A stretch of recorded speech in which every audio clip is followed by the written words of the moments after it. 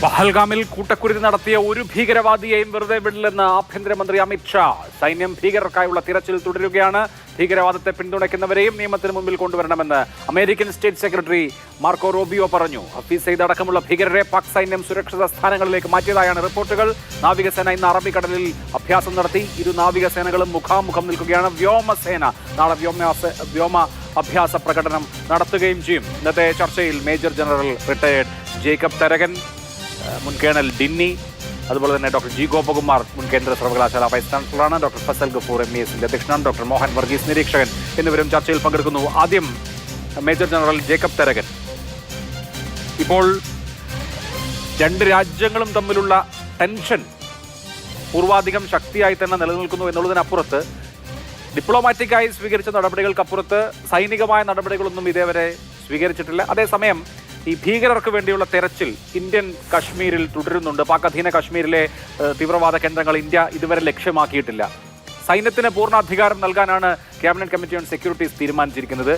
ഇന്ത്യയുടെ അടുത്ത സ്റ്റെപ്പ് എന്തായിരിക്കുമെന്നാണ് താങ്കൾ വിചാരിക്കുന്നത് സൈനികമായി?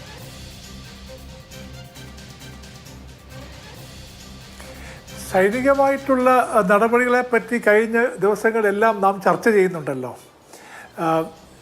ഏത് സൈനിക നടപടിക്കും അതിൻ്റെ ഫണ്ടമെൻ്റൽ, അതിൻ്റെ അടിസ്ഥാനം എന്ന് പറയുന്നത് സർപ്രൈസാണ്. അതായത് നമ്മളുടെ ശത്രു നമ്മൾ എന്ത് ചെയ്യാൻ പോകുന്നു, എവിടെ ചെയ്യാൻ പോകുന്നു, എപ്പോൾ ചെയ്യാൻ പോകുന്നു എന്ന് ഊഹാഭോഗങ്ങൾ നിൽക്കുകയും അവർ വിചാരിക്കാത്തതുപോലെ എന്തെങ്കിലും സൈനിക പ്രവൃത്തി ചെയ്യുന്നതാണ് സർപ്രൈസ്. അത് നാം ഇവിടെ സ്റ്റുഡിയോയിലിരുന്നോ അല്ലെങ്കിൽ പേപ്പറിലോ അല്ലെങ്കിൽ ഫേസ്ബുക്കിലോ ഇരുന്ന് ചർച്ച ചെയ്യുന്നത് ആകണമെന്നില്ല. അതുകൊണ്ട് ഞാൻ എന്തു പറഞ്ഞാലും അത് കേവലം ഊഹം മാത്രമായിരിക്കും. അത് എവിടെ ആയിരിക്കുന്നോ ചെയ്യുന്നതിൻ്റെ ആഘാതങ്ങളോ വ്യാപ്തിയോ അല്ലെങ്കിൽ അതിൻ്റെ തീഷ്ണതയോ ഇന്ന് എനിക്കോ താങ്കൾക്കോ ഊഹിക്കാൻ മാത്രമേ സാധിക്കൂ. പക്ഷേ ന്യൂസ് കേട്ടതനുസരിച്ച് അല്ലെങ്കിൽ വരുന്ന റിപ്പോർട്ടുകൾ അനുസരിച്ച് ഇരു സേനകളും തയ്യാറാണ്. ഈ ടെററിസ്റ്റ് അറ്റാക്ക് നടക്കുന്നതിന് മുൻപ് തന്നെ പാകിസ്ഥാൻ്റെ സൈന്യം നീക്കങ്ങൾ നടത്തിയിരുന്നു. അതുകൊണ്ട് നമുക്ക് അനുമാനിക്കാം അവർ ഇത് മുൻകൂട്ടി കണ്ടു. അവരുടെ സ്റ്റേറ്റ് സ്പോൺസേഡാണ്, അവർക്കറിയാം. അതുകൊണ്ട് കഴിഞ്ഞ പ്രാവശ്യം നടന്നതുപോലുള്ള ഡീപ്പ് സ്ട്രൈക്ക് അല്ലെങ്കിൽ സർജിക്കൽ സ്ട്രൈക്ക് അല്ലെങ്കിൽ പുൽവാമയ്ക്ക് പകരം നമ്മൾ ബാലക്കോട്ടിൽ ചെയ്തപോലുള്ള എയർ സ്ട്രൈക്ക്, ഇതെല്ലാം അവർ മുന്നിൽ കണ്ട് അതിനു വേണ്ടിയുള്ള പ്രതിരോധങ്ങൾ അവർ തീർച്ചയായും ഇതിനോടകം തന്നെ പാകിസ്ഥാൻ അധീന കശ്മീരിൽ നിന്ന് ഭീകര ക്യാമ്പുകളിൽ നിന്നുള്ള ഭീകരരെ മാറ്റിയിരിക്കുന്നു എന്ന് മാത്രമല്ല അവിടുത്തെ വിദ്യാഭ്യാസ സ്ഥാപനങ്ങൾ പോലും 10 ദിവസത്തേക്ക് അടച്ചു എന്നാണ് ഇന്ന് വരുന്ന റിപ്പോർട്ടുകൾ. അതായത് POKയിൽ ഒരു സ്ട്രൈക്ക് ഉണ്ടാകുമെന്ന് പാകിസ്ഥാൻ ആന്റിസിപ്പേറ്റ് ചെയ്യുന്നുണ്ട്. ഇവിടെ ഇപ്പോൾ രണ്ട് സൈന്യവും മുഖാമുഖം നിന്നുള്ള പരമ്പരാഗത യുദ്ധത്തെക്കാൾ ഉപരിയായി വളരെ ടാർഗറ്റഡ് ആയിട്ടുള്ള കൃത്യമായി ഈ ഭീകരരുടെ മടകളെ ലക്ഷ്യം വെച്ചിട്ടുള്ള ഒരു പ്രിസിഷൻ സ്ട്രൈക്കാണോ നമ്മൾ എക്സ്പെക്ട് ചെയ്യേണ്ടത്?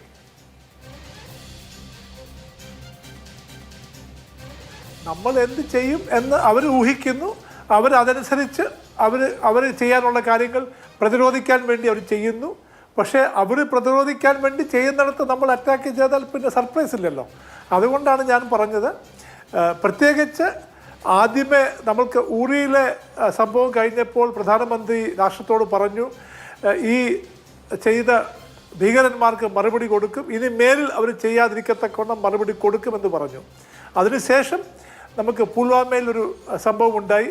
അന്നും നമ്മളുടെ ബഹുമാനപ്പെട്ട പ്രധാനമന്ത്രി പറഞ്ഞു തക്കതായ ശിക്ഷ കൊടുക്കും, ഇവരെ ഏതറ്റവും പോയി കണ്ടുപിടിക്കും, അവരെ നിയമത്തിന് മുമ്പിൽ കൊണ്ടുവരുന്നത് പറയുകയും അതിനുശേഷം നമ്മൾ ബാലാക്കോട്ടിൽ സ്ട്രൈക്ക് ചെയ്യുകയും ചെയ്തു. അത് കഴിഞ്ഞിട്ടും ടെററിസ്റ്റ് ആക്ടിവിറ്റി നിന്നിട്ടില്ല. ടെററിസ്റ്റ് താവളങ്ങൾ അവർ മാറ്റിക്കഴിഞ്ഞു. അതുകൊണ്ട് ഇനി കാലിയായ സ്ഥലങ്ങളിൽ പോയി അടിച്ചുകൊണ്ട് എന്തെങ്കിലും സാധിക്കാൻ നിൽക്കുമെന്ന് എനിക്കറിയാൻ വയ്യ. ഇതൊക്കെ ആണെങ്കിൽ തന്നെയും ഈ എല്ലാ കാര്യങ്ങളും മനസ്സിൽ വെച്ച് സർജിക്കൽ സ്ട്രൈക്കും എയർ സ്ട്രൈക്കും ഒക്കെ മനസ്സിൽ വെച്ചുകൊണ്ട് മിലിറ്ററി പ്ലാനേഴ്സിന് പ്ലാൻ ചെയ്യാനുള്ള പൂർണ്ണ സ്വാതന്ത്ര്യം കൊടുത്തു എന്നാണല്ലോ പ്രധാനമന്ത്രി രാഷ്ട്രത്തോട് പറഞ്ഞിരിക്കുന്നത്. അപ്പോൾ അവരത് ചെയ്യും എന്നെനിക്ക് പൂർണ്ണ വിശ്വാസമുണ്ട്. നമുക്ക് കാത്തിരിക്കാം, എന്തെങ്കിലും നടക്കും എന്ന് നമുക്ക് കാത്തിരിക്കാം. തീർച്ചയായിട്ടും. ഡോക്ടർ ജി ഗോപകുമാർ, ഇപ്പോൾ ഇന്നും നയതന്ത്ര തലത്തിൽ നടപടികൾ ഉണ്ടായിട്ടുണ്ട്. ചരക്ക് നീക്കം പൂർണ്ണമായും നിലച്ചിരിക്കുകയാണ്. പോസ്റ്റൽ സർവീസ് കൂടി റദ്ദാക്കിയേക്കും. വ്യോമപാത അടച്ചിട്ടുണ്ട്. ഇങ്ങനെ ആദ്യം 5 നടപടികൾ സ്വീകരിച്ചിരുന്നു. അത് സ്ഥാനപതി കാര്യാലയത്തിലെ എണ്ണം വെട്ടിക്കുറച്ചത് മുതൽ വിസ റദ്ദാക്കിയത് വരെ വരും. ഏറ്റവും പ്രധാനമായും സിന്ധു നദീതല കരാർ റദ്ദാക്കിയിട്ടുണ്ട്. ഇങ്ങനെ നിരവധി ഡിപ്ലോമാറ്റിക് മെഷേഴ്സ് എടുത്തിട്ടുണ്ട്. ഈ തരത്തിലുള്ള ഡിപ്ലോമാറ്റിക് മെഷേഴ്സ് കൊണ്ട് ഇപ്പോൾ നടക്കുന്ന ഈ യുദ്ധ സമാനമായ സാഹചര്യം ഇങ്ങനെ അങ്ങ് മുന്നോട്ട് പോവുകയും അവസാനിക്കുകയും ചെയ്യുമെന്ന് വിചാരിക്കാമോ? ഇന്നിപ്പോൾ എസ് ജയശങ്കറും മർക്കസ് റൂബിയോയും തമ്മിൽ ചർച്ച നടന്നു. അമേരിക്കൻ സ്റ്റേറ്റ് സെക്രട്ടറി പറയുന്നത് ഭീകരവാദത്തെ പിന്തുണയ്ക്കുന്നവരും സ്പോൺസർ ചെയ്യുന്നവരും നിയമത്തിന് മുമ്പിൽ വരണമെന്നാണ്. അപ്പോൾ അമേരിക്ക ഇന്ത്യയുടെ നിലപാടുകളെ അല്ലെങ്കിൽ ഇന്ത്യയുടെ നടപടികളെ പിന്തുണയ്ക്കുന്നത് നമ്മൾ അനുമാനിക്കേണ്ടി വരും. ഈ നയതന്ത്ര തലത്തിൽ എടുത്തിട്ടുള്ള നടപടികൾ കൊണ്ട് മാത്രം ഈ പ്രശ്നം അവസാനിക്കുമെന്ന് കരുതാമോ? ഒരിക്കലുമില്ല. നയതന്ത്രം താൽക്കാലികമായിട്ടെങ്കിലും ഒരു ബാക്ക് സീറ്റിലേക്ക് പോകും. കാരണം നമുക്ക് ഇങ്ങനെ ഒരു വലിയൊരു സെറ്റ് ബാക്ക് അല്ലെങ്കിൽ ഒരു ടെററിസ്റ്റ് അറ്റാക്ക് വന്നതിന് ശേഷം നമുക്ക് ഡിപ്ലോമസി പറഞ്ഞുകൊണ്ടിരുന്നാൽ നമ്മുടെ നാഷണൽ മൊറയിൽ തകരുമെന്നുള്ളതിന് സംശയമൊന്നുമില്ല. നയതന്ത്രം മറ്റ് രാജ്യങ്ങളുമായിട്ടൊക്കെ കണക്ഷൻസ് ആകാം, അവരുമായിട്ടൊക്കെ ഇത് കഴിഞ്ഞു വരാൻ പോകുന്ന സംഭവങ്ങളെക്കുറിച്ചുള്ള ചില കാര്യങ്ങളാകാം, അവരെ പലരെയും അവരെ വിശ്വാസത്തിലെടുക്കാൻ പറ്റും, അത്തരത്തിലുള്ള നയതന്ത്രങ്ങളാകാം. പക്ഷേ മേജർ ജനറൽ പറഞ്ഞതുപോലെ ഒരു സർജിക്കൽ സ്ട്രൈക്കിനുള്ള പോസിബിലിറ്റി കാണുന്നുണ്ട്. അതിൻ്റെ സമയവും സ്ഥലവും എല്ലാം നിശ്ചയിക്കാൻ മിലിറ്ററിക്ക് പൂർണ്ണ അധികാരം cabinet committee on security affairs കൊടുത്തിരിക്കുകയാണ്. അപ്പോൾ ആ നിലയ്ക്ക് നമുക്ക് ഈ സമയത്ത് ഒരു പ്യൂണിറ്റീവ് ആക്ഷൻ, ഒരു ശിക്ഷാ നടപടിയാണ് വേണ്ടത്. അത് ചെയ്യാതിരിക്കാൻ പറ്റില്ല. ഈ ലോക മനസാക്ഷിയെ ഞെട്ടിച്ചൊരു കാര്യമാണ്, രാജ്യത്തിൻ്റെ മൊറേലിൻ്റെ കാര്യമാണ്. പാകിസ്ഥാൻ്റെ ചരിത്രത്തിൽ എപ്പോഴെങ്കിലും അവർ വെറുതെ ഇരുന്നിട്ട് ഒരു സാഹചര്യം ഉണ്ടായിട്ടില്ല. അപ്പോൾ നമുക്കിപ്പോൾ പുൽവാമയും ബാലക്കോട്ടും ഒക്കെ പറയുമെങ്കിലും റൈറ്റ് ഫ്രം 1947 ഒക്ടോബർ തൊട്ട് അന്ന് തുടങ്ങിയ പ്രശ്നമാണ്. അവിടെ നിന്ന് ട്രൈബൽസിൻ്റെ പേരിൽ അവരുടെ വേഷമൊക്കെ അണിഞ്ഞ് പാകിസ്ഥാനിലെ റെഗുലർ മിലിറ്ററി കടന്നു കയറി POK പിടിച്ചടക്കി. ഇന്നത്തെ POKയുടെ ഭാഗം പിടിച്ചടക്കി. അതിന് നമ്മൾ ഇന്ത്യ ഗവൺമെൻറ് അന്ന് പൂർണ്ണമായിട്ട് അതിന് ഉത്തരവാദിയല്ല. കാരണം കാശ്മീർ ഇൻ്റഗ്രേറ്റ് ചെയ്യാത്തതിൻ്റെ പശ്ചാത്തലം. അതിനുശേഷമുള്ള സാഹചര്യങ്ങളെല്ലാം നോക്കൂ. പാകിസ്ഥാൻ എത്ര തിരിച്ചടി കിട്ടിയാലും ക്രോസ് ബോർഡർ ടെററിസം അവർ തുടരുന്നു. Terrorism as an instrument of foreign policy, വിദേശ നയത്തിനകത്ത് ഏറ്റവും ശക്തമായ ഉപകരണമാണ് ഭീകരവാദം. അങ്ങനെ ഒരു രാജ്യമായിപ്പോയി.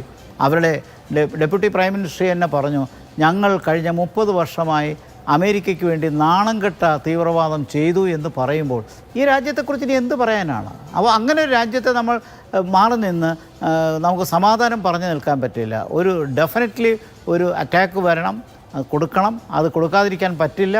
അത് നീട്ടിക്കൊണ്ടുപോകാൻ പോലും പറ്റില്ല. കാരണം അതിനുശേഷം ഡിപ്ലോമസി ആകാം. നമ്മുടെ ശക്തി ഒന്ന് കാണിച്ചിട്ട് ഡിപ്ലോമസി ആകാം. ഇപ്പോൾ നെഗോഷിയേഷൻ്റെ സമയമല്ല. ഒരുപക്ഷെ പാകിസ്ഥാൻ അതിൽ അങ്ങേയറ്റം ഡിഫെൻസീവിലാണ്. ഇന്നലെ അവർ പറഞ്ഞു, ദൈവം ഞങ്ങളെ രക്ഷിക്കട്ടെ എന്ന് വരെ സ്വയം പറഞ്ഞു. അള്ളാഹു ഞങ്ങളെ രക്ഷിക്കട്ടെ എന്ന് അവിടുത്തെ ഡിഫൻസ് മിനിസ്റ്റർ പറയുമ്പോൾ അവരെത്രത്തോളം അങ്കലാപ്പിലാണ്. ഇതൊക്കെ അറിഞ്ഞിട്ടും വീണ്ടും വീണ്ടും വീണ്ടും ചെയ്യുകയില്ലേ? മാത്രമല്ല, പാകിസ്ഥാൻ്റെ ഫ്യൂച്ചറും വല്ലാത്തൊരവസ്ഥയിൽ നിൽക്കുകയാണ്. താലിബാൻ പാകിസ്ഥാൻ്റെ അറ്റാക്ക് വരുന്നുണ്ട്. അഫ്ഗാനിസ്ഥാൻ്റെ ടെററിസം പാകിസ്ഥാനെ ബാധിക്കുന്നുണ്ട്. ബലൂചിസ്ഥാൻ്റെ പ്രശ്നമുണ്ട്. പക്തൂൺവാലയുടെ പ്രശ്നമുണ്ട്. അപ്പോൾ എല്ലാം കൊണ്ട് പാകിസ്ഥാന് വല്ലാത്തൊരു ഡിഫെൻസീവിലാണ്. അപ്പോഴും അവർക്ക് തീവ്രവാദം അവസാനിപ്പിക്കാൻ യാതൊരു മട്ടുമില്ല. അപ്പോൾ നമുക്ക് ഇതിനൊരു റിയാക്ഷൻ ഉണ്ടായേ പറ്റൂ. അത് നമ്മുടെ രാജ്യത്തിൻ്റെ ദേശസുരക്ഷയുടെ കൂടി ആവശ്യമാണ്. ഒരു പ്യൂണിറ്റീവ് ആക്ഷൻ വേണം. അതിനോടൊപ്പം ഡിപ്ലോമസി അത് കഴിഞ്ഞിട്ട് തീർച്ചയായിട്ടും. ഇപ്പോൾ കേണൽ ഡിന്നി ആക്രമണം കഴിഞ്ഞിട്ട് ഇത്രയും ദിവസമായി 26 ഇന്ത്യൻ ജീവനുകൾ പൊലിഞ്ഞതാണ്. പക്ഷേ അതിന് കാരണക്കാരായ ഡയറക്റ്റ് ആക്ഷനിൽ പങ്കെടുത്തിട്ടുള്ള ഭീകരവാദികൾ ഇനിയും കാണാമറയത്താണ്. അവർ ജമ്മു കാശ്മീരിൽ തന്നെ കത്വ മുതൽ സൗത്ത് കാശ്മീർ വരെ നീണ്ടുകിടക്കുന്ന നിബിഡ വനങ്ങളിൽ ഉണ്ട്. അവിടുത്തെ ടെറൈൻ്റെ പ്രത്യേകത കൊണ്ട് അവർക്ക് അനായാസം ഒളിച്ചിരിക്കാം, ശ്രമകരമായ ദൗത്യമാണ് എന്നൊക്കെ വിശദീകരിക്കപ്പെടുന്നുണ്ട്. എങ്കിലും ഒരു രാജ്യം കാത്തിരിക്കുന്നുണ്ട്. ഇത്രയും ഹീനമായ, ഇത്രയും ഭീകരമായ കുറ്റകൃത്യം ഈ രാജ്യത്തിൻ്റെ പൗരന്മാർക്ക് നേരെ ഏൽപ്പിച്ച അതിൻ്റെ കുറ്റവാളികളെ അതിന് തക്കതായ മറുപടി നൽകി നിയമത്തിന് മുമ്പിൽ കൊണ്ടുവരാത്തിടത്തോളം അതൊരു രാജ്യത്തിൻ്റെ മുറിവായി തന്നെ അവശേഷിക്കുകയും ചെയ്യും. എന്തുകൊണ്ട് ഈ ആക്ഷനിൽ പങ്കെടുത്തിട്ടുള്ള ആളുകളെ കിട്ടുന്നില്ല എന്ന ചോദ്യത്തിനല്ലേ ആദ്യം ഉത്തരം വേണ്ടത്? ശ്രീ അഭിലാഷ്, എന്തുകൊണ്ട് ഇതുവരെ കിട്ടിയില്ല എന്നുള്ളതിൻ്റെ വളരെ സ്വാഭാവികമായിട്ട് സാധാരണക്കാരെല്ലാവർക്കും ചോദിക്കാൻ പറ്റിയ ഒരു ചോദ്യം തന്നെയാണ്. അതിനകത്ത് യാതൊരു സംശയമില്ല. പക്ഷേ അവിടെ ഒരു 7-8 വർഷം സർവീസ് ചെയ്തിട്ടുണ്ട് എന്നുള്ള ഒരു എക്സ്പീരിയൻസ് വെച്ച് പറയുകയാണെങ്കിൽ ഇതൊരു ഇങ്ങനെ ഒരു ഓപ്പറേഷൻ നമ്മൾ വിചാരിക്കുന്ന കണക്കുള്ള സമയത്ത് ചിലപ്പം അത് അങ്ങനെ നടക്കണമെന്നില്ല. ചില സമയത്ത് നമ്മൾ ഓപ്പറേഷൻ പോയി കഴിഞ്ഞാൽ പെട്ടെന്ന് തന്നെ നമുക്ക് റിസൾട്ട് കിട്ടും. ചില സമയത്ത് നമ്മൾ പോയി കഴിഞ്ഞാൽ പെട്ടെന്ന് റിസൾട്ട് കിട്ടത്തില്ല. അത് പല ഫാക്ടേഴ്സ് ഉണ്ട്. അതിനകത്ത് ലക്ക് ഒരു വലിയൊരു ഫാക്ടറാണ്. അതല്ലാതെ തന്നെ പല ഫാക്ടേഴ്സ് ഉണ്ട്. നോക്കൂ, ഇവിടെ ഈ ഭീകരർ പാകിസ്ഥാന്റെ സ്പെഷ്യൽ ഫോഴ്സസിൽ ട്രെയിനിങ് കിട്ടിയുള്ള ഒരു കമാൻഡോ ആണ് ഇതിനകത്ത് ഹാഷിം മൂസ എന്നുള്ള ഇപ്പം വരെ നമുക്ക് കിട്ടിയിട്ടുള്ള ഇൻപുട്സ് അനുസരിച്ച്. ഈ മൂസയാണ് ഇതിന്റെ ടീം ലീഡറും. അവരെ കൂടെയുള്ള മറ്റ് 3 പേരും, ടോട്ടൽ 5 പേരാണെന്നാണ് ഇപ്പോൾ ലേറ്റസ്റ്റ് ആയിട്ട് അറിയുന്നത്. അതിനകത്ത് 3 പേരെങ്കിലും അറ്റ്ലീസ്റ്റ് പാകിസ്ഥാനിലുള്ള പാകിസ്ഥാനികളായിട്ടുള്ള സൈനികവും മറ്റു രീതിയിലുള്ള ബന്ധമുള്ള ആളുകളാണ്. സോ ഇത് വെറും ഒരു ജസ്റ്റ് അനദർ ടെററിസ്റ്റ് അല്ല. ഇവരെല്ലാം ഹൈലി ട്രെയിൻഡ് ആയിട്ടുള്ള ആളുകളാണ്. അതുപോലെ തന്നെ ഇപ്പോഴത്തെ ഇൻപുട്സ് അനുസരിച്ച് ഇവർ കുറെ നാളുകളായിട്ട് ഇവിടെ ഈ ഏരിയയിൽ ഉണ്ട്. അപ്പം വലിയ വാസ്റ്റ് ആയിട്ടുള്ളൊരു ഏരിയ ആണ്. കാടെന്ന് പറഞ്ഞു കഴിഞ്ഞാൽ വളരെ ഇറ്റ് ഈസ് ഡെൻസ് ഫോറസ്റ്റ് ആണ്. പലപ്പോഴും നമ്മൾ അകത്തോട്ട് ചെന്ന് കഴിഞ്ഞാൽ പല സ്ഥലത്ത് പോലും, ചില സ്ഥലത്തൊക്കെ ഈവൻ ഡേ ലൈറ്റ് പോലും പലപ്പോഴും വരാത്ത സ്ഥലങ്ങളുണ്ട്.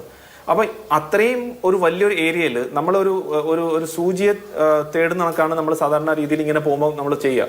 പക്ഷെ എങ്ങനെയാണ് പിന്നെ നമുക്ക് ഇവിടെ കിട്ടുന്നതെന്ന് വെച്ച് കഴിഞ്ഞാൽ അവരും ഹ്യൂമൻസ് ആണ്. ഈ ടെററിസ്റ്റും ഹ്യൂമൻസ് ആണ്. അപ്പൊ അവർക്ക് വെള്ളത്തിന്റെ ആവശ്യമുണ്ട്, അവർക്ക് ഫുഡിന്റെ ആവശ്യമുണ്ട്, അവർക്ക് മറ്റു കാര്യങ്ങളൊക്കെ ചെയ്യാൻ വേണ്ടിയൊക്കെയുള്ള കാര്യങ്ങളുണ്ട്. അതുപോലെ തന്നെ അവർക്ക് കമ്മ്യൂണിക്കേഷൻ ചെയ്യും. അപ്പൊ ഇങ്ങനെയുള്ള സ്ഥലത്താണ് നമുക്ക് ഇൻഫർമേഷൻ അല്ലെങ്കിൽ ഇന്റലിജൻസ് കിട്ടുന്നതും നമ്മൾ അവരെ സ്ട്രൈക്ക് ചെയ്യുന്നതും. ഇവിടെ സംഭവിച്ചെന്ന് വെച്ചാൽ ഇതുവരെ അവർ ഉപയോഗിച്ചിട്ടുള്ള ഇലക്ട്രോണിക് ഗാഡ്ജറ്റ്സ് ഒന്നും നമുക്ക് ഇതുവരെ ഇന്റർസെപ്റ്റ് ചെയ്യാൻ സാധിച്ചിട്ടില്ല എന്ന് ഞാൻ മനസ്സിലാക്കുന്നത്. കാരണം അവർ ഉപയോഗിക്കുന്നത് ചൈനീസിന്റെ ഏതോ ഒരു പുതിയ ടെക്നോളജി ഉപയോഗിച്ചിട്ടാണ് അവർ ചെയ്യുന്നത്. അത് നമ്മളെ ഫ്രണ്ട്ലി നേഷൻസ് ആയിട്ടുള്ള അവർക്ക് പോലും കൊടുത്തിട്ട് അവർക്ക് ഇതുവരെ ഹാക്ക് ചെയ്യാൻ പറ്റില്ല എന്നാണ് ഞാൻ മനസ്സിലാക്കുന്നത്.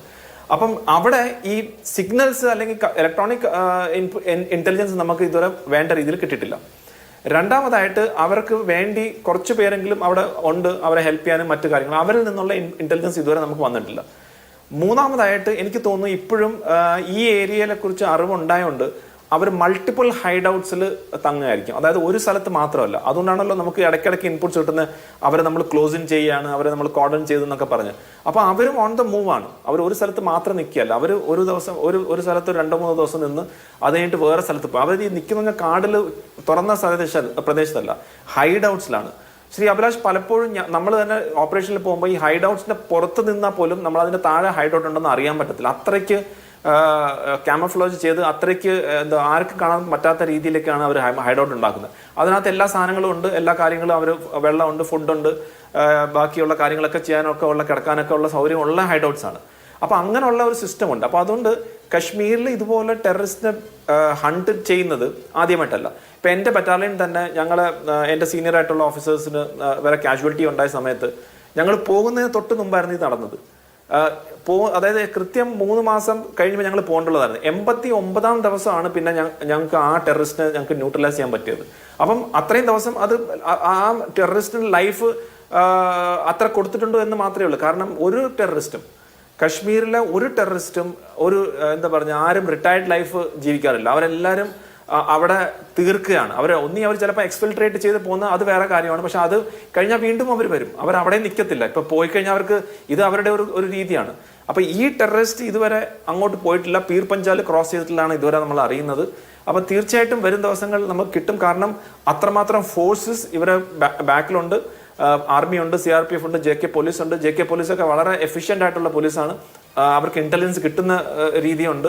അപ്പൊ തീർച്ചയായിട്ടും എനിക്ക് തോന്നുന്നു, ഞാൻ വളരെ ഓപ്റ്റിമിസ്റ്റ് ആണ്. വരും ദിവസങ്ങളിൽ നമുക്ക് ഈ 4-5 പേരെ നമുക്ക് ന്യൂട്രലൈസ് ചെയ്യാൻ പറ്റും എന്നാണ് എപ്പോഴും എന്റെ വിശ്വാസം. തീർച്ചയായിട്ടും. ശ്രീ ഫസൽ ഗഫൂർ കൂടി. ശ്രീ ഫസൽ ഗഫൂർ, താങ്കൾ കശ്മീരിൽ പഠിച്ച ആളാണല്ലോ. ഈ സമയത്ത് കശ്മീരിലെ ജനങ്ങൾ സമ്പൂർണ്ണമായി ഇന്ത്യൻ സ്റ്റേറ്റിനെ പിന്തുണയ്ക്കുന്നു, ഭീകരവാദത്തിനെതിരെ നിലപാടെടുക്കുന്നു എന്നുള്ളത് എടുത്തു പറയേണ്ട ഒരു വസ്തുതയാണ്. കഴിഞ്ഞ 3 പതിറ്റാണ്ടിനിടയിൽ ഒരുപക്ഷെ എനിക്ക് തോന്നുന്നു ഇന്ത്യയോട് ഇത്രയും അനുകൂലമായ ഒരു മനോഭാവം വാലിയിൽ ഉണ്ടായിട്ടുണ്ടാകില്ല.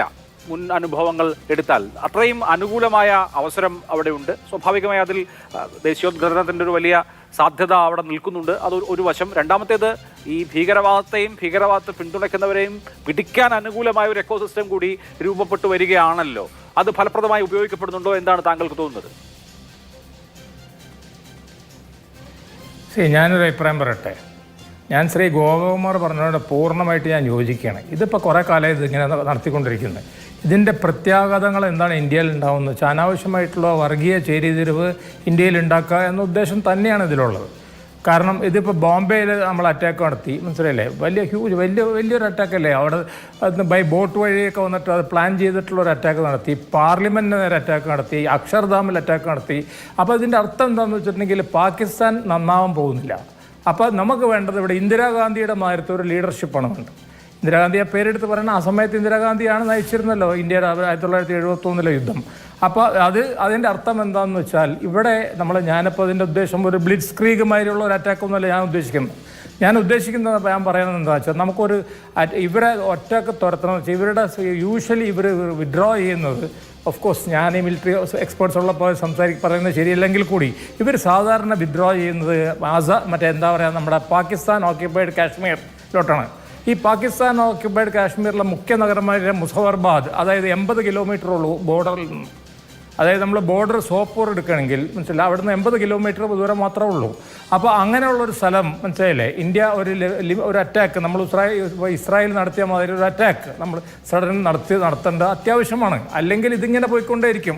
ഇതിപ്പോൾ എത്ര തവണയായിട്ട് ഇന്ത്യൻ ബോർഡറിൽ ഇത്തരത്തിലുള്ള പരിപാടികൾ ഇന്ത്യയുടെ വൻ നഗരങ്ങളിൽ ഇതുമാതിരി. അതേസമയം നമുക്ക് ഒരു നഗരത്തിൽ പോലും അവിടെ ഒന്നും ചെയ്യാൻ പറ്റിയിട്ടില്ല. നമുക്ക് ചെയ്യാൻ പറ്റിയിട്ടില്ല. എന്തുകൊണ്ട് നമുക്ക് ലാഹോറിലോ അല്ലെങ്കിൽ കറാച്ചിയിലോ റാവൽപിണ്ടിയിലോ ഇത്തരത്തിലുള്ള ഒരു ഓപ്പറേഷൻ നടത്തിക്കൂടാ? ഞാൻ ഡയറക്റ്റ് മിലിറ്ററി ഓപ്പറേഷൻ അല്ല പറയുന്നത്. അപ്പോൾ ആ നിലക്ക് ഞാൻ കാണുന്നത് എന്താ വെച്ചിട്ടുണ്ടെങ്കിൽ നമ്മുടെ മിലിറ്ററി ഇതിൽ പറയാൻ മാതിരി കോൾഡ് സ്ട്രൈക്ക് എന്നവർ പറയും. അതായത് ലിമിറ്റഡ് ആയിട്ടുള്ള ഒരു സ്ട്രൈക്ക് നമ്മൾ നടത്തിക്കൊണ്ട് അത് കാശ്മീർ POK കാശ്മീർ ഏതായാലും നമ്മൾ അവകാശപ്പെടുന്ന ഒരു സ്ഥലമാണ്, നമ്മുടെ സ്ഥലമാണെന്ന് പറഞ്ഞു, നമ്മുടെ രാജ്യമാണെന്ന് പറഞ്ഞിട്ടുള്ളത്. പിന്നെ അന്ന് 1971 ഇന്ദിരാഗാന്ധിയുടെ കാലഘട്ടത്തിൽ നിന്ന് ചെറിയ വ്യത്യാസങ്ങളുണ്ടെന്ന് കൂടെ ഞാൻ പറയാൻ ആഗ്രഹിക്കുകയാണ്. അന്നത്തെ കാലത്ത് ഇൻഡോ സോവിയറ്റ് ഡിഫൻസ് ട്രീറ്റി ഉണ്ടാക്കിയിട്ടുണ്ട് ഇന്ദിരാഗാന്ധി ആദ്യം തന്നെ. അതുകൊണ്ട് 7th ഫ്ലീറ്റ് ഇവിടെ അറബിക്കടലിൽ വന്നപ്പോൾ ഇന്ദിരാഗാന്ധിക്ക് പുല്ലുവില അതിനോട് പോയി USS എൻ്റർപ്രൈസസിനോട് പോയിട്ട് പണി നോക്കാൻ വേണ്ടി പറഞ്ഞു. ഇപ്പോൾ ചെറിയൊരു ഡേഞ്ചറുണ്ട്.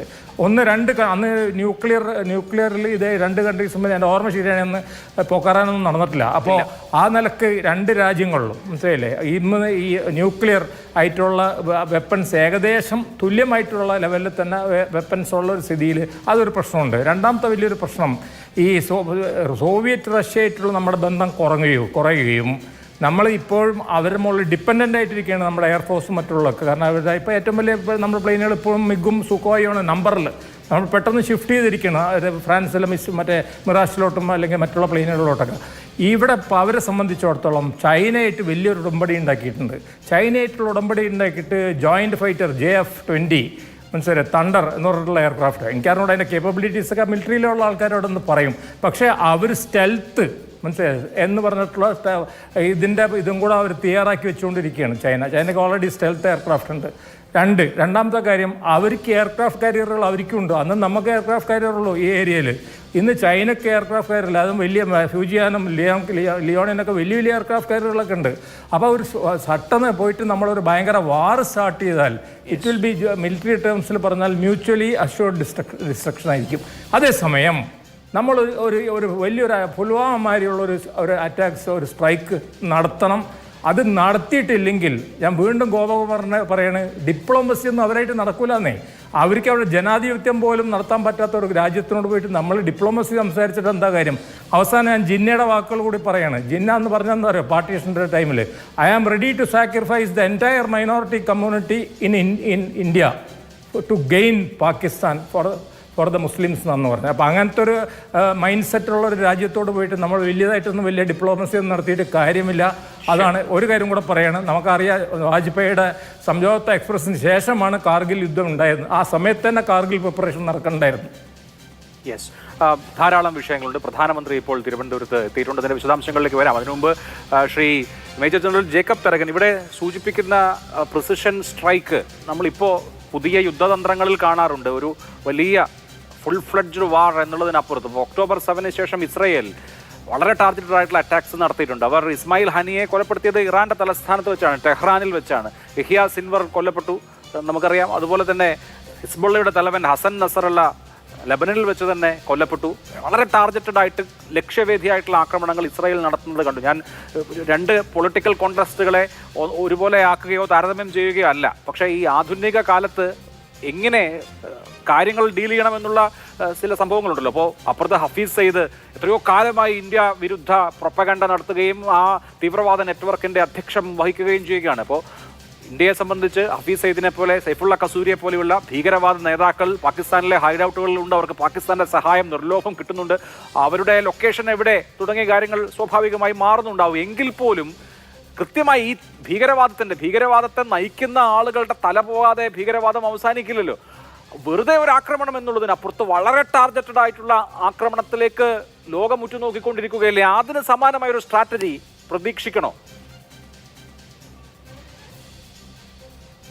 അഭിലാഷ്, താങ്കൾ ചോദിച്ചത് വളരെ വളരെ ഇമ്പോർട്ടൻ്റ്, വളരെ പ്രാധാന്യം അർഹിക്കുന്ന ഒരു ചോദ്യമാണ്. ഞാൻ അതിനൊരു ഉത്തരം ശകലം മാറി നിന്ന് പറയട്ടെ. ഈ നടന്ന ടെററിസ്റ്റ് അറ്റാക്ക് എന്തിനു വേണ്ടി ആയിരുന്നു എന്നാണ് നമ്മൾ ആലോചിക്കുന്നത്.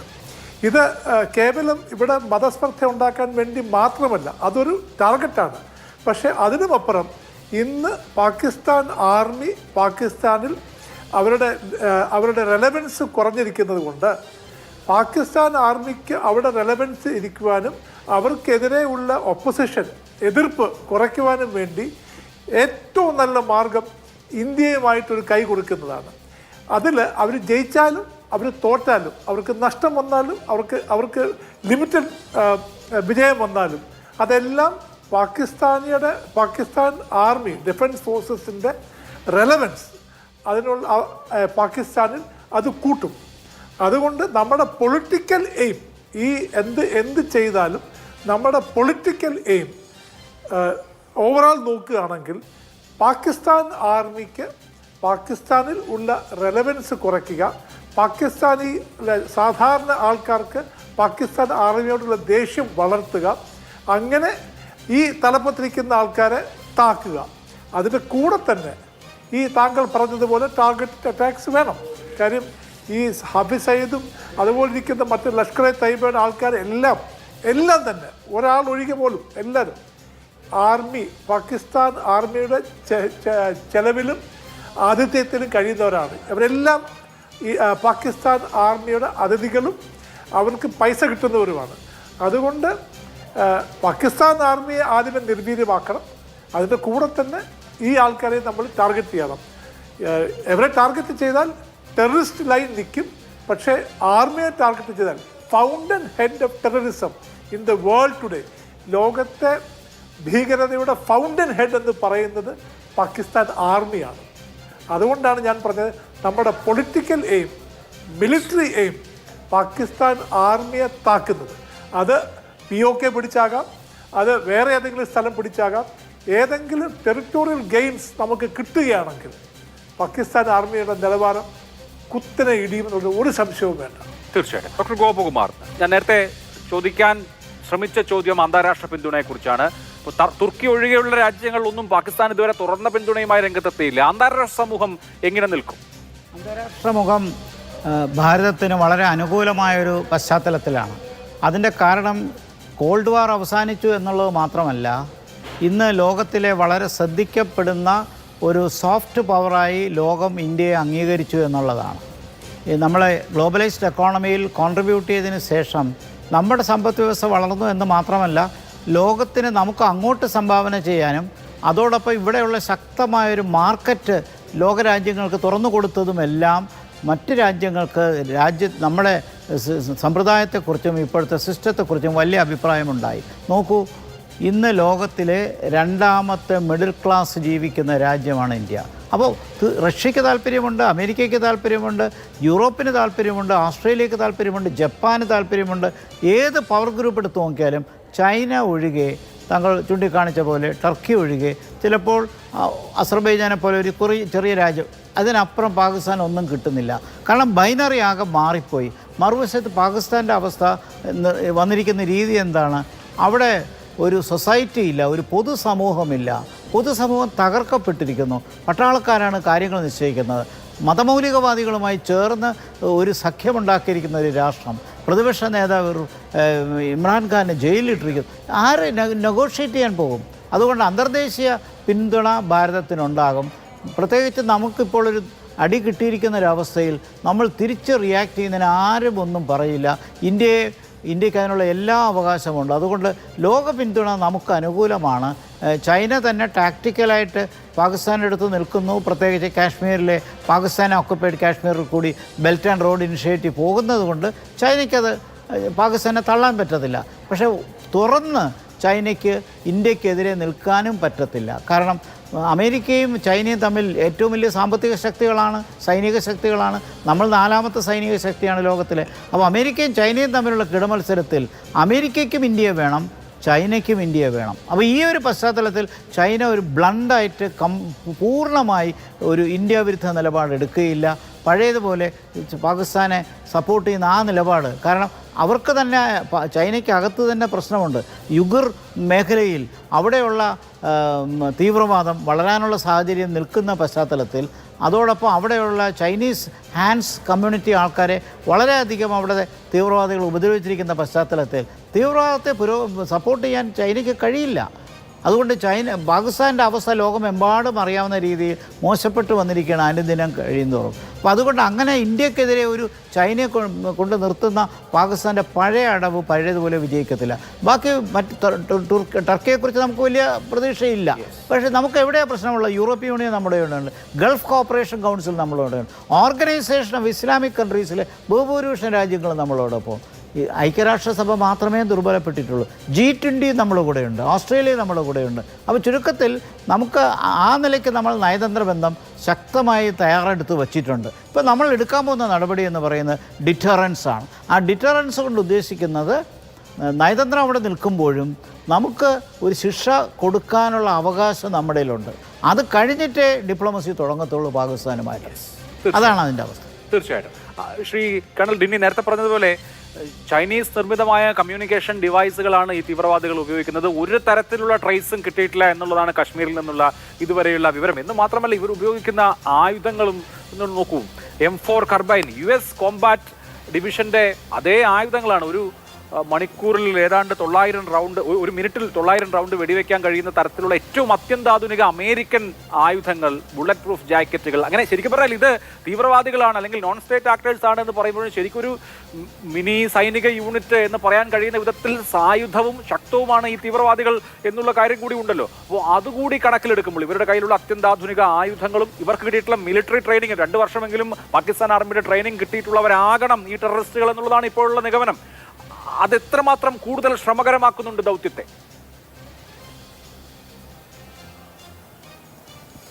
നോക്കൂ ശ്രീ അഭിലാഷ്, ഇത് ആദ്യമായിട്ടല്ല ഇങ്ങനത്തെ ഒരു ടെററിസ്റ്റ് വരുന്നത്. അപ്പം ഞാൻ നേരത്തെ പറഞ്ഞ പോലെ നമ്മളെയൊക്കെ പേഴ്സണൽ എക്സ്പീരിയൻസ് വെച്ച് തന്നെ പണ്ട് ഒരു സമയത്ത് ശ്രീ അഭിലാഷ്, പ്രത്യേകിച്ച് ഈ 90s സ്റ്റാർട്ടിൽ, ആ സമയത്താണല്ലോ ഈ ഭീകരവാദം ഏറ്റവും കൂടുതൽ കശ്മീരിൽ കൂടിയത്.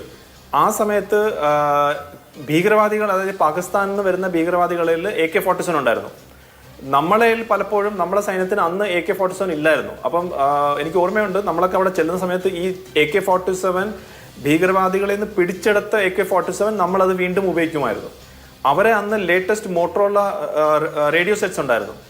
നമ്മൾ അവരിൽ നിന്ന് പിടിച്ചെടുത്ത റേഡിയോ സെറ്റ്സ് വെച്ചിട്ടാണ് നമ്മൾ അവരെ ഇന്റർസെപ്റ്റ് ചെയ്ത് അവരെവിടാണെന്നുള്ള ലൊക്കേഷൻസ് ഒക്കെ കണ്ടുപിടിച്ചത്. അതിൽ നിന്നൊക്കെ നമ്മൾ ഇന്ന് വളരെയേറെ മുന്നേ വന്നു കഴിഞ്ഞു. ഇപ്പം നമുക്കും അതേപോലത്തെ എക്യുപ്മെന്റും മറ്റു കാര്യങ്ങളൊക്കെ ഉണ്ട്. പക്ഷെ അവർക്ക് പാകിസ്ഥാൻ കൃത്യമായിട്ടുള്ള എല്ലാ രീതിയിലുള്ള ഫണ്ടിങ്ങും എക്യുപ്മെന്റും ഒക്കെ അത് കണ്ടിന്യൂസ് പ്രോസസ്സാണ്. അതിനകത്ത് ഒരു കുറവും വന്നിട്ടില്ല.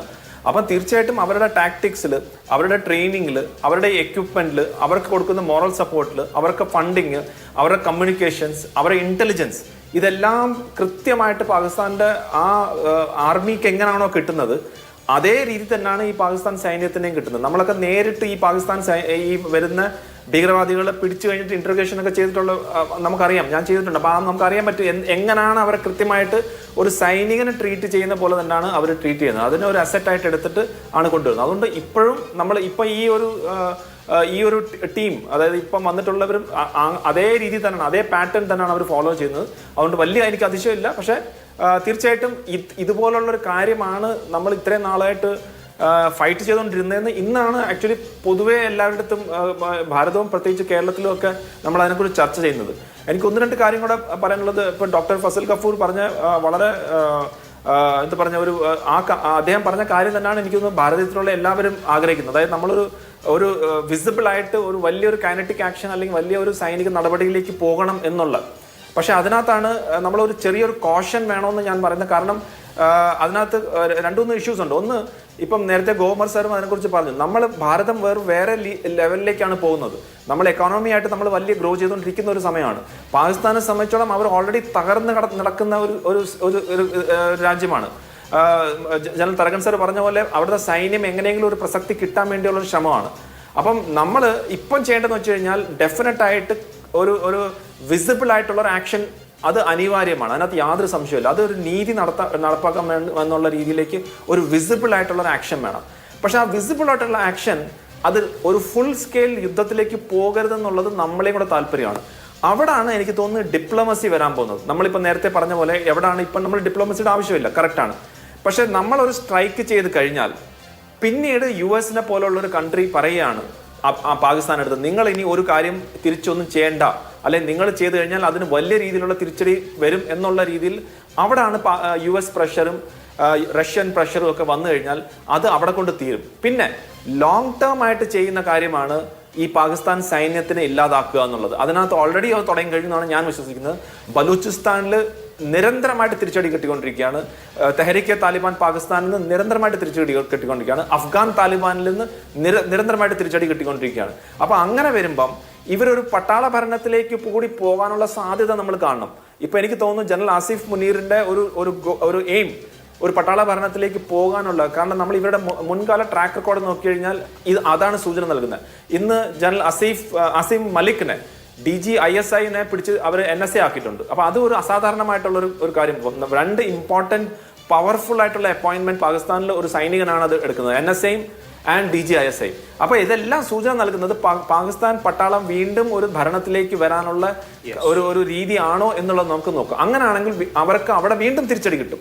ഇന്ന് അവർക്ക് യൂണിഫോം ഇട്ട് തെരുവിലേക്ക് ഇറങ്ങിത്തിരിക്കാൻ പറ്റാത്തൊരവസ്ഥയിലേക്ക് അവർ പട്ടാള ഭരണം കൂടെ വന്നു കഴിഞ്ഞാൽ അത് വലിയൊരു തിരിച്ചടി. അതൊരു ലോങ് ടേം പ്ലാനിങ് ആയിട്ടാണ് എനിക്ക് തോന്നുന്നത്. പാകിസ്ഥാൻ ആർമിയെ ഈ പറയുന്ന ഒരു ആക്ഷനിലൂടെ നോവിക്കാൻ പറ്റുമെങ്കിൽ അത് പ്രത്യക്ഷ അപ്രത്യക്ഷ ആയാലും ശരി അത് നല്ലതായിരിക്കും എന്ന് തന്നെയാണ് എനിക്കും എൻ്റെയും ഒരു അനാലിസിസ്. അവിടെ ഡോക്ടർ മോഹൻ വർഗീസ്, പാകിസ്ഥാനെ സംബന്ധിച്ച് പാകിസ്ഥാന്റെ എല്ലാ അതിർത്തികളും പ്രശ്നമാണ്. അഫ്ഗാനിസ്ഥാനുമായിട്ടുള്ള അതിർത്തിയിൽ പ്രശ്നമുണ്ട്. താലിബാനുമായിട്ട് നല്ല ബന്ധമല്ല, പാക് താലിബാൻ ശക്തിപ്പെടുന്നു. ഇറാൻ അതിർത്തിയിൽ പ്രശ്നമുണ്ട്. ബലൂച്ച് മിലിറ്റന്റുകൾ ദിനം പ്രതി എന്നോണം പ്രശ്നങ്ങൾ ഉണ്ടാക്കിക്കൊണ്ടിരിക്കുകയാണ്. ബലോചിസ്ഥാൻ മിലീഷ്യ വളരെ ശക്തമാണ് എന്ന അവസ്ഥയുണ്ട്. ഈ കഴിഞ്ഞ ഒരു മാസം മുമ്പ് വരെ പിന്നെയും താരതമ്യേന മെച്ചപ്പെട്ട നില ഉണ്ടായിരുന്നത് യഥാർത്ഥത്തിൽ ഇന്ത്യൻ അതിർത്തിയിലാണ്. അവിടെയാണ് ഇപ്പോൾ വലിയ പ്രഷർ വരുന്നത്. പാകിസ്ഥാൻ ഒരുപാട് മുൻകരുതലുകൾ എടുക്കുന്നുണ്ട്, പ്രതീക്ഷിക്കുന്നുണ്ട്. കനത്ത തിരിച്ചടി, ഒരു മിലിറ്ററി ആക്ഷൻ തന്നെ പ്രതീക്ഷിക്കുന്നുണ്ട് എന്ന് അവരുടെ പാക് അധീന കാശ്മീരിലെ മുൻകരുതലുകൾ കണ്ടാൽ നമുക്ക് മനസ്സിലാവുകയും ചെയ്യും. പാകിസ്ഥാനെ സംബന്ധിച്ച് ഇനി കാത്തിരിക്കുന്നത് എന്താണ്? അവരെ സംബന്ധിച്ച് അന്താരാഷ്ട്ര സമൂഹത്തിന്റെ പിന്തുണ ഇല്ല എന്ന ഒന്നാമത്തെ ഘടകം, സിവിലിയൻ ഭരണകൂടത്തിന്റെ ശക്തി ശോഷിക്കുന്നു എന്ന രണ്ടാമത്തെ ഘടകം, പട്ടാളം പിടിമുറുക്കുന്നു എന്ന മൂന്നാമത്തെ ഘടകം. അപ്പോൾ ഈ കശ്മീരിൽ നടന്ന ആക്രമണം പാകിസ്ഥാനെ ഒരു പ്രതിസന്ധിയിലേക്ക് എത്തിക്കാനുള്ള സാധ്യത കൂടി നമ്മൾ കാണണം.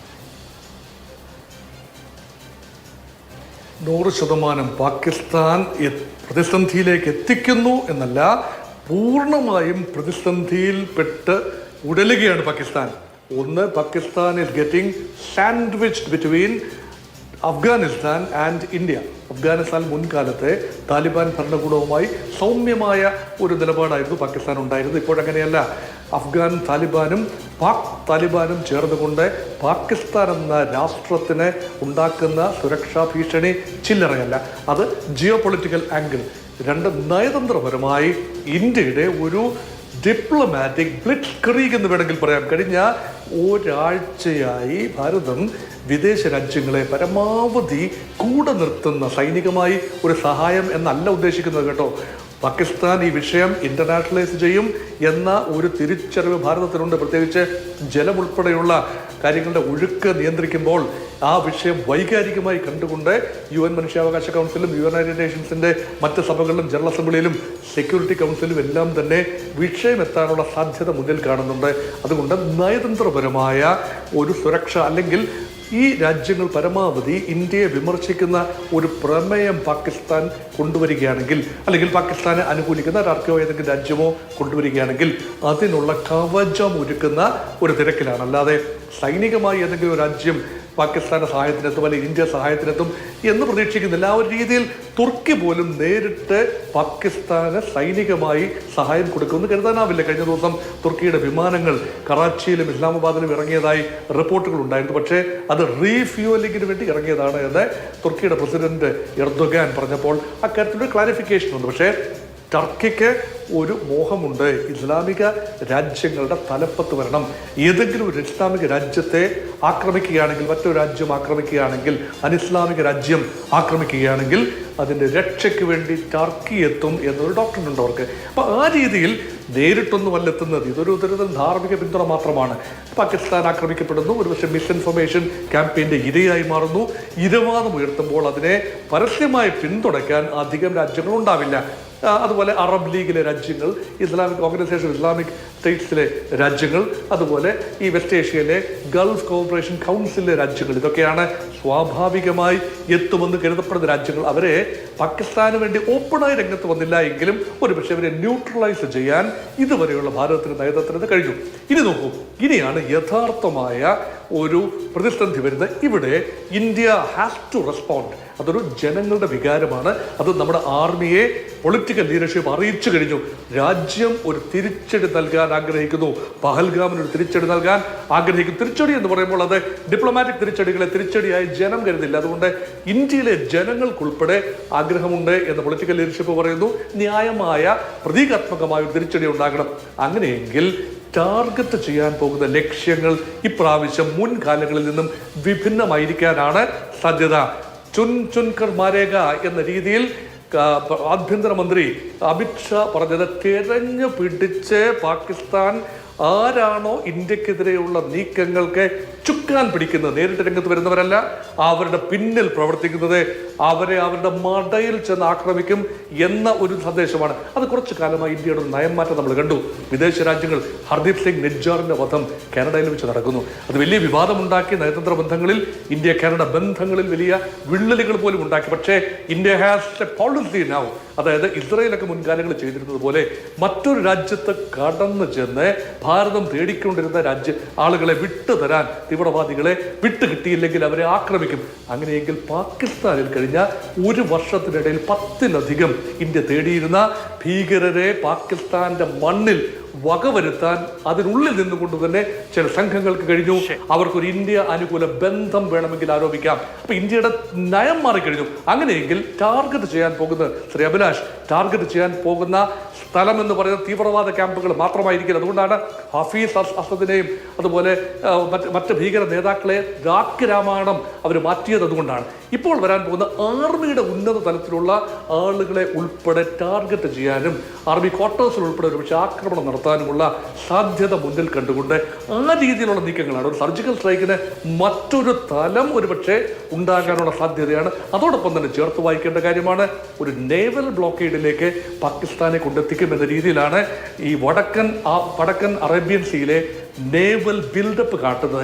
അതുകൊണ്ട് വ്യത്യസ്തമായി ഇതുവരെ കണ്ടിട്ടില്ലാത്ത തരത്തിലുള്ള ഒരു പ്രത്യാക്രമണം അല്ലെങ്കിൽ മറുപടി ഒരു പക്ഷേ ഇന്ത്യയുടെ ഭാഗത്തുനിന്നുണ്ടാകും എന്ന് പൊതുവേ ഇവിടെ പ്രതീക്ഷിക്കപ്പെടുന്നു. അത് എന്നതിൽ മാത്രമേ ഉള്ളൂ.